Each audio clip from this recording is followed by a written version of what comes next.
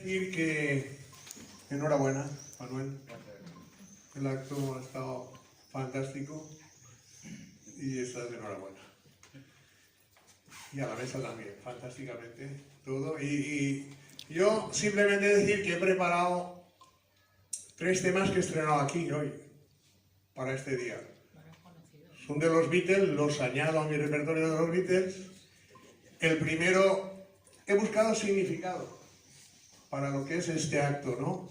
El primero se llama En mi vida, en nuestras vidas, ¿qué es lo que hay? Hay poesía, hay música, hay literatura, hay pintura. Entonces, todo esto es arte. Esto es lo que tenemos en nuestras vidas, lo que estamos practicando y cultivando el día a día. Luego la canción, la pieza musical anterior, pues está llena de poesía, de pintura, de literatura musical, porque es un poema musical.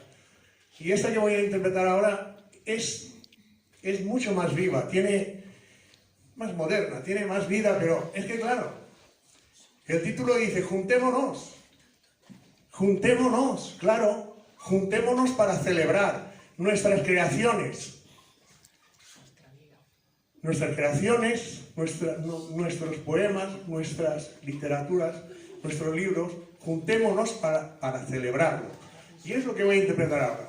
Nos hemos juntado y estamos aquí.